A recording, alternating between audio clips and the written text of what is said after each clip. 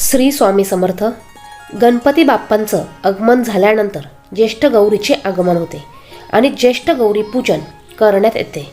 अखंड सौभाग्य प्राप्त व्हावे यासाठी भाद्रपद महिन्यात शुद्ध पक्षात गौरीचे पूजन करण्यात येते.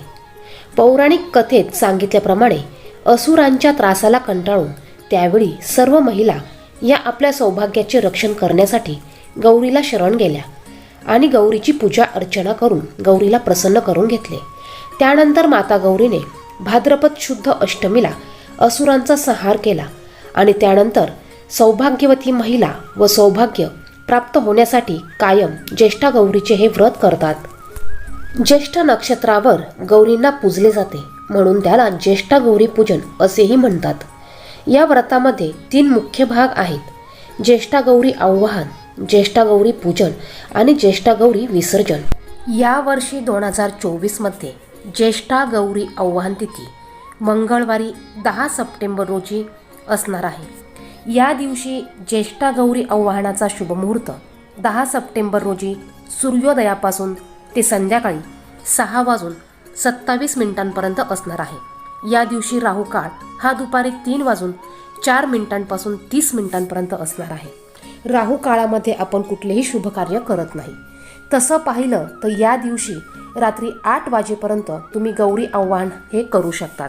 ज्येष्ठा गौरी पूजन दुसऱ्या दिवशी बुधवारी 11 सप्टेंबर रोजी गौराईचे पूजन केले जाईल आणि तिसऱ्या दिवशी गौराई विसर्जन केले जाते. गौराई विसर्जन 12 सप्टेंबर 2024 रोजी रात्री 9:51 करू शकतात. आजच्या व्हिडिओमध्ये आपण गौराईंचे आवाहन कसे केले जाते, 3 दिवस त्यांची पूजा कशी केली जाते, याचप्रमाणे नैवेद्य काय दाखविला जातो, या सर्व गोष्टींची माहिती बघणार आहोत. तर तुम्ही अजूनही चॅनलला सबस्क्राईब केलेलं नसेल तर चॅनलला सबस्क्राईब करा आणि बाजूच्या बेल आयकॉनला प्रेस करा.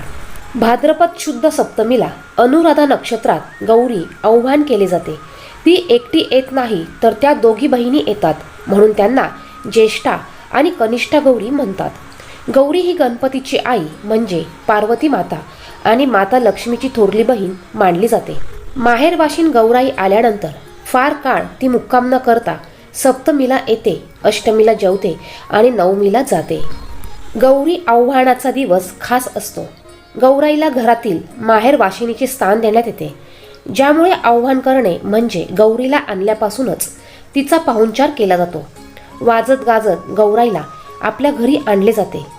माहेरवाशिनीच्या हातूनच गौराईची स्थापना होते. तिला साडी नेसवली जाते, तिला नटवले जाते आणि घरातील माहेरवाशिनीच्या हातून तिची स्थापना केली जाते.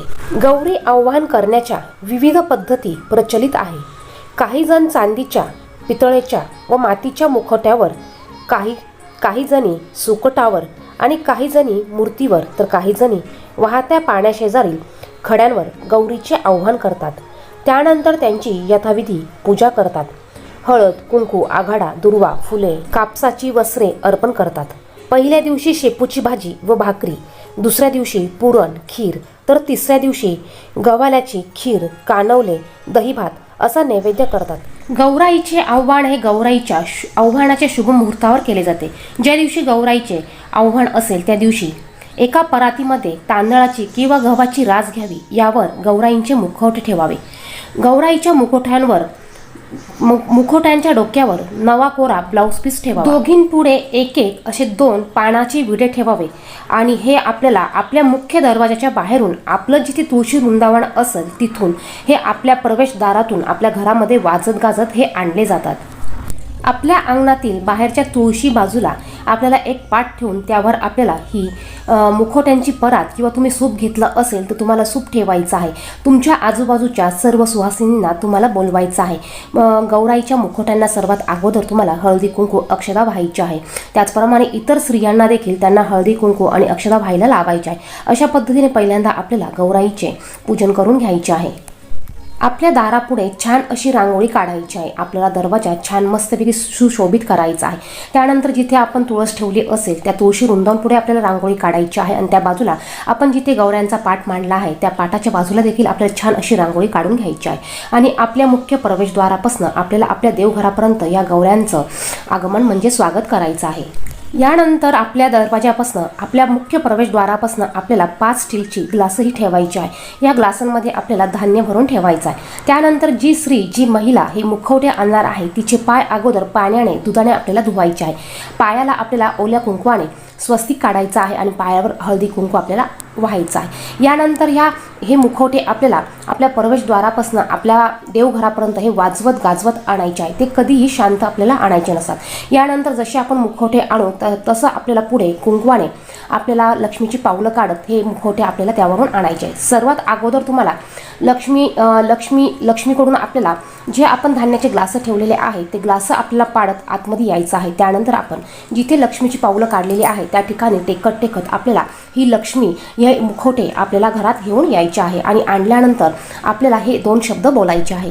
गौरी घरात आणताना त्यावेळी 2 स्त्रियांमध्ये पुढीलप्रमाणे संवाद घडतात।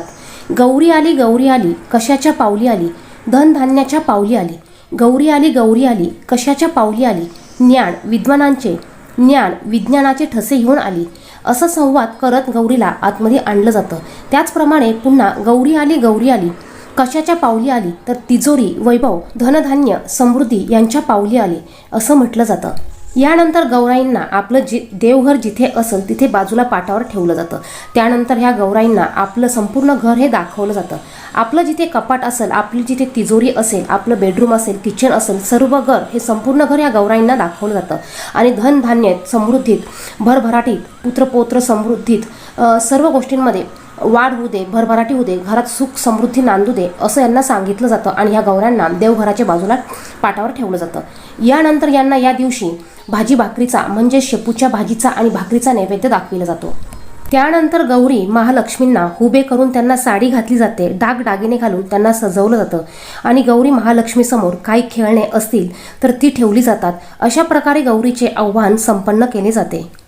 गौरीपुढे विविध पदार्थांनी त्याचप्रमाणे खेळण्यांनी सजावट करून त्यांचे आव्हान केले जाते। पहिल्या दिवशी गौरी आव्हान पूर्ण केल्यावर दुसऱ्या दिवशी गौरी पूजन करतात। सकाळी गौरींची पूजा आरती करून बनवलेले फराळ जसे की रव्याचे लाडू, शंकरपाळ्या, करंजी, चकली इत्यादींचा नैवेद्य दाखविला जातो। दुपारी पुरणपोळी 16 भाज्या एकत्र कराव्यात। देव, फळं, आंबाड्याची भाजी, कढी, शेंगदाण्याची चटणी, डाळीची चटणी, पापड, भजी इत्यादी बनवून नैवेद्य दाखवतात। विविध प्रकारची फळे, विविध प्रकारच्या चटण्या, विविध प्रकारचे पदार्थ याचा नैवेद्य महालक्ष्मीला गौराईला दाखविला जातो। ज्याच्या त्याच्या आवडीनुसार वेगवेगळ्या पदार्थ, वेगवेगळ्या प्रकारचे फराळचे, वेगवेगळ्या पदार्थाचे जेवणाचे पदार्थ तयार करून हे दाखविले जातात।